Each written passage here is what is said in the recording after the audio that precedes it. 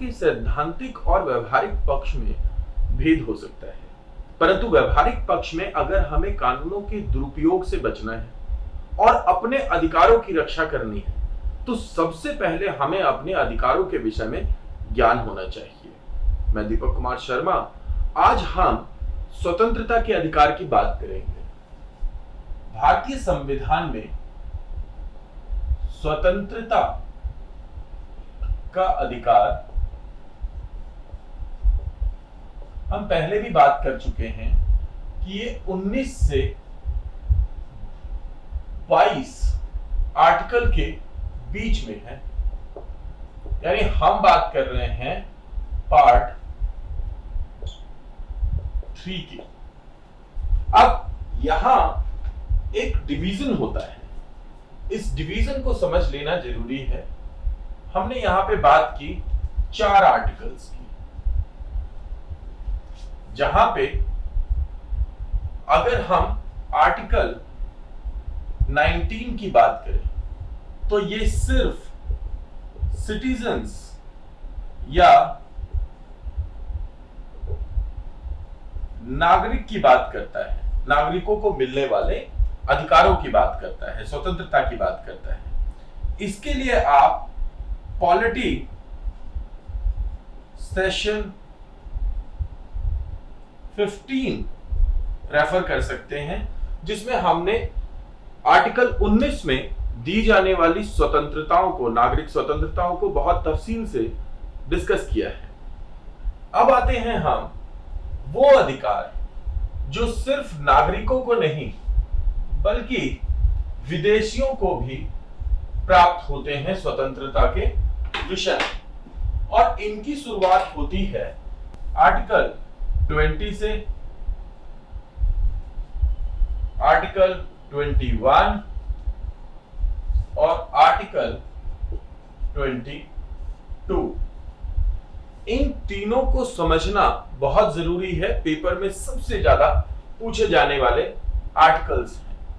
अगर हम यहां 20 की बात करें तो इसमें बात की गई है दोष सिद्धि की।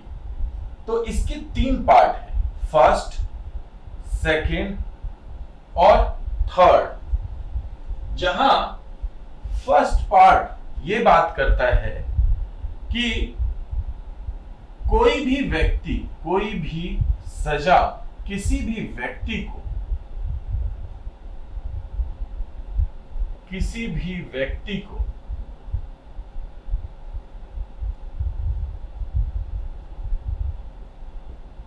उस समय के लिए नहीं दी जा सकती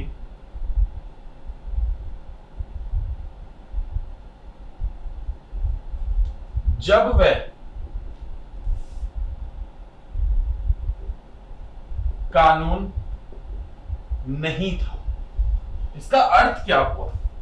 पहली बात तो यह समझ लीजिए कि संविधान रेट्रोस्पेक्टिव नहीं है। अगर एक वर्ड में अगर ये समझें तो संविधान रेट्रोस्पेक्टिव नहीं है।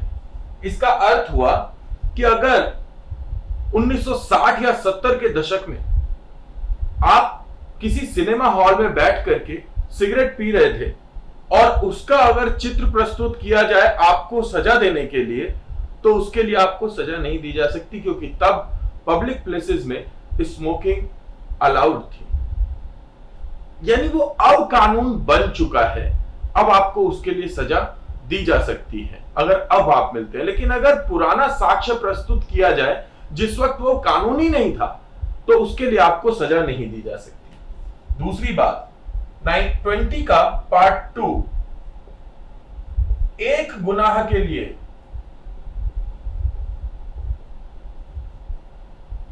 दो या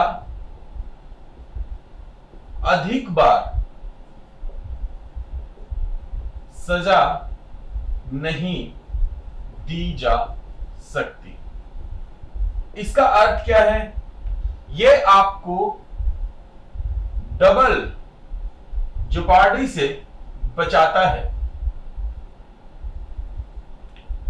होता क्या है कि ऐसा हो सकता है कि आपने कोई एक गुनाह किया, किसी ने भी, उसे एक बार सजा हो गई, उसी केस में अब उसे दोबारा सजा नहीं हो सकती। यहां पे एक बड़ा फेमस एग्जांपल आता है कि वो फिल्म देखी होगी आपने, अंधा कानून। तो उसमें किसी एक व्यक्ति के कत्ल के लिए हीरो को सजा दे दी जाती है, जो व्यक्ति मरता ही नहीं। बाद में जब पता चलता है, जब वो जेल से छूट के आता है और देखता है उसको जिंदा है, तो उसे फिर से मार देता है और कहता है कि भाई मेरे को तो इसको मारने की सजा पहले ही मिल चुकी है। नहीं, ये नहीं है इसका मतलब, क्योंकि इस बार सजा, जो जुर्म किया गया उसका टाइम डिफरेंट था, उसका प्रोसेस डिफरेंट था, इसलिए ये नया जुर्म है। जिस जुर्म के लिए उन्हें सजा मिली होगी, वो जुर्म जिस टाइम पे किया गया था उस टाइम के लिए मिली थी। अगर उसके लिए विटनेस नहीं है, क्योंकि कॉन्स्टिट्यूशन कहता है कि ये रूल ऑफ पुलिस नहीं है, ये रूल ऑफ कॉन्स्टिट्यूशन है। अब इसके अनुसार आपके पास एविडेंस होने चाहिए। अगर आप मान लीजिए किसी जगह पर पकड़े गए तो आप गिल्टी हैं, ये मान लिया गया। अब आपको प्रूव करना है कि आप इनोसेंट हैं, और अगर शुरुआत आपकी इनोसेंट से होती है तो फिर सिस्टम को प्रूव करना है कि आप गिल्टी हैं। तो यहां काम सिर्फ यह है कि अगर एक व्यक्ति एक चोरी के लिए पकड़ा गया, उसी चोरी के लिए उसे 2 बार सजा नहीं मिल सकती। मींस उसी समय में अगर किसी को एक बार उसने कुछ कह दिया, मार दिया, कोई भी गुनाह किया, उस पर्टिकुलर टाइम पीरियड में किए गए उसी गुनाह के लिए उसे 2 बार सजा नहीं मिल सकती। That is double jeopardy. तो ये यहां पे दिया गया है कि एक से ज्यादा बार उसे सजा नहीं दी जा सकती उसी जुर्म के लिए। दूसरी बात, अब तीसरा, किसी को स्वयं के खिलाफ गवाही के लिए मजबूर नहीं किया जा सकता।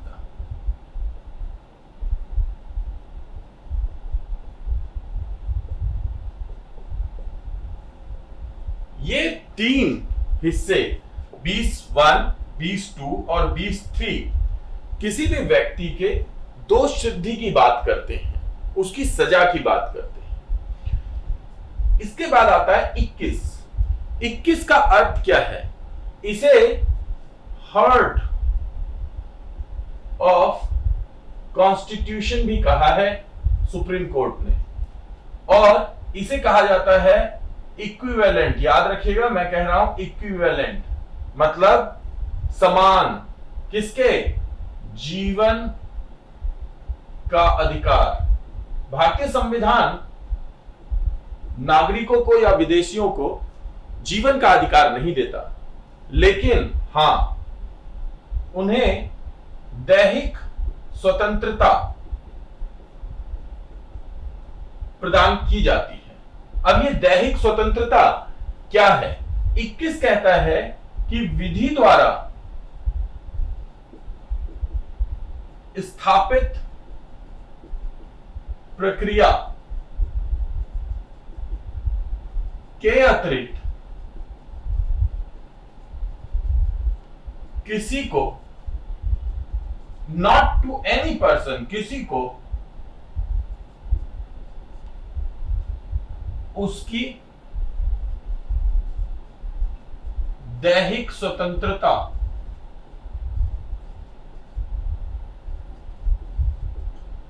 से वंचित नहीं किया जा सकता। इस बात को आप याद रखेंगे। 21 को इक्विवेलेंट माना गया है जीवन के अधिकार के, क्योंकि जीवन का अधिकार जो कि नेचुरल राइट की श्रेणी में आता है, वो भारतीय संविधान प्रोवाइड नहीं करता। क्या कहा गया है? विधि द्वारा स्थापित प्रक्रिया। इसका अर्थ क्या हुआ कि किसी व्यक्ति को फांसी की सजा दी जा सकती है, लेकिन वो कैसे दी जा सकती है? विधि द्वारा स्थापित प्रक्रिया से। इसमें बहुत सारे केस हैं, चाहे वो ए गोपालन से लेकर के मेनका गांधी केस हो। इन केसेस में ये बात की गई कि आपका सीक्रेसी का, प्राइवेसी का, सर्वाइवल का, ये सब राइट है। बहुत सारे अधिकारों की एक सूची है जिसमें यूथनेशिया भी शामिल होता है। जैसे 2018 में सुप्रीम कोर्ट ने यूथनेशिया यानी इच्छा मृत्यु का मतलब क्या होता है? किसी व्यक्ति को अगर अपना ही जीवन भारित लगने लगे तो वो ये कहेगा कि भाई मेरा जीवन खत्म करना है मुझे। कैसे? भाई हो सकता है कि कोई एक कैंसर पेशेंट है या कोई एक ऐसी कोई लाइलाज बीमारी हो रखी है किसी को जो कि बहुत पेनफुल है और वो चाहता है कि इस पेन से तो बेटर है दैट आई शुड डाई, क्योंकि ठीक होने के तो कोई चांसेस हैं ही नहीं। तो ऐसी स्थिति में वो एक पॉइजनस इंजेक्शन लगा करके या मॉर्फिन का एक्सेस डोज लेकर के और अपने जीवन को समाप्त करना चाहता है, या ऐसे ही कोई तरीके जो मेडिकली अप्रूव्ड हो दुनिया के अन्य हिस्सों में, एल्सवेयर। अब वो ऐसा करना चाहता है। भारतीय संविधान यूथनेशिया की कोई गारंटी नहीं देता है, किसी प्रकार की अनुमति आपको नहीं देता है। 2018 में एक केस आया जो आपने सुना होगा, शाबानो केस और दूसरे केसेस के साथ में। उसमें ये विषय दिया गया कि यूथनेशिया अप्रूव होना चाहिए। तब फिर दुनिया भर में रिसर्च करके दो टर्म खोजी गई, एक होता है एक्टिव यूथनेशिया, दूसरा होता है पैसिव यूथनेशिया। यानी कि अगर कोई बीमारी ऐसी है जो लाइलाज है और कोई वेंटिलेटर पे है या फिर किसी प्रकार से उसको जबरदस्ती जीवित रखा गया है और वो परमानेंट इलनेस है, अब वो ठीक हो ही नहीं सकता, कोमा में है या कुछ इस तरीके की स्थिति है, ऐसी स्थिति में जिस मशीनरी के थ्रू उसे जीवित रखा गया है वो लाइफ सेविंग मशीनरी को हटा देते हैं और फिर वो धीरे धीरे करके डेथ की ओर चले जाते हैं। इसे कहते हैं पैसिव यूथनेशिया। हाँ, इंजेक्शन लगा करके या किसी अन्य तरीके से मारना एक्टिव यूथनेशिया आज भी हमारे यहां पे लीगल नहीं है। 2018 में पैसिव यूथनेशिया लीगल हो गया है। जहां तक बात करें सुसाइड की, सुई मतलब होता है अपना, साइड मतलब मारना, तो सुसाइड बिल्कुल भी अभी लीगल नहीं है। तो whosoever commits suicide वो कॉन्स्टिट्यूशनली कोई लॉ ब्रेक कर रहे हैं, क्योंकि आप अपनी जान भी नहीं ले सकते। तो विधि द्वारा स्थापित प्रक्रिया द्वारा ही ऐसा किया जा सकता है, ये अनुच्छेद 21 बताता है। इसके बाद आता है अनुच्छेद 22, मोस्ट कॉन्ट्रोडिक्टरी तो नहीं कहना पड़ेगा, ये कहना होगा डिबेटेबल। कॉन्ट्रोडिक्टरी, सॉरी ये गलत शब्द है, लेकिन डिबेटेबल। कॉन्ट्रोडिक्टरी किस मायने में है मैं बात करूंगा आपसे। तो सबसे पहले इसमें बात क्या की गई है कि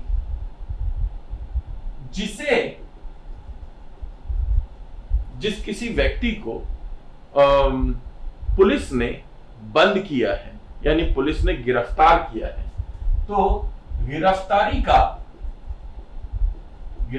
का कारण बताया जाए उसे, साथ में उसे एडवोकेट अवेल किया जाए। सबसे पहला नियम। और दूसरा नियम तो 22(1) कहता है कि जैसे ही आप किसी व्यक्ति को गिरफ्तार करते हो तो उसे गिरफ्तारी का कारण बताओ, और उसे डिनाई नहीं किया जा सकता कि तुम्हें वकील नहीं मिलेगा। वकील हर किसी को मिलना ही चाहिए, चाहे फिर वो अजमल कसाब ही क्यों ना हो। भारतीय संविधान ये अधिकार देता है विक्टिम को भी और कन्विक्ट को भी। अब अनुच्छेद 22(2) कहता है कि 24 घंटे के भीतर नियरेस्ट मजिस्ट्रेट या जो भी कानूनी अधिकारी है, जज, मजिस्ट्रेट के सामने पेश करें। इसमें ट्रांसपोर्टेशन का टाइम माइनस है, यानी कि जो टाइम ट्रांसपोर्टेशन में लगेगा उसको घटा करके 24 घंटे के भीतर मजिस्ट्रेट के समक्ष आपको पेश करना पड़ेगा ऐसे व्यक्ति को जिसको आपने कन्विक्ट मान करके और बंद किया है, जेल में डाला है, पुलिस से ये पुलिस के लिए है, तो इसको मान लीजिए। अब थर्ड, पहला हो गया गिरफ्तारी का कारण बताएं, दूसरा हो गया 24 घंटे के भीतर, और जितनी सजा है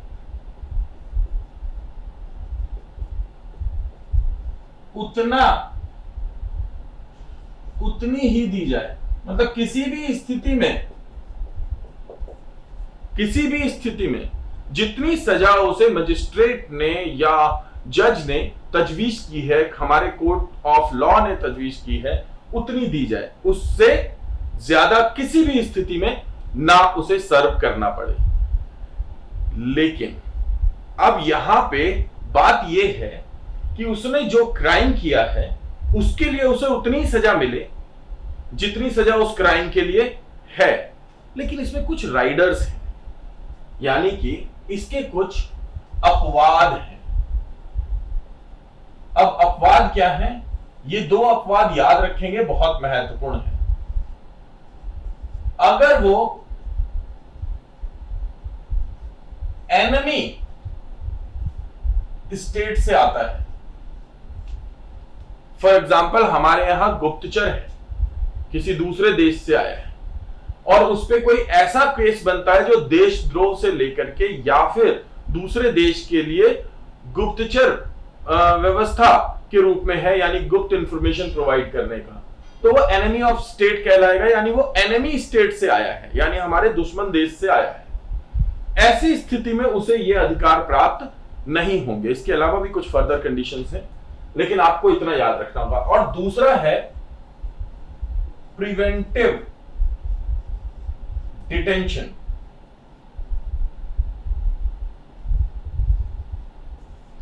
निवारक निरोध। अब ये क्या है?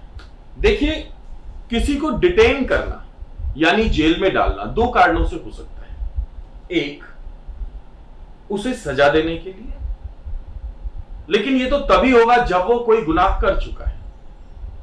पर फर्ज कीजिए कोई व्यक्ति कोई गुनाह करने जा रहा है, पुलिस को पता चल जाता है, तो पुलिस क्या इंतजार करेगी कि वो जब गुनाह कर लेगा तब उसे उठा करके जेल में डालेंगे और फिर उसके ऊपर केस चलेगा और उसे सजा देंगे? नहीं।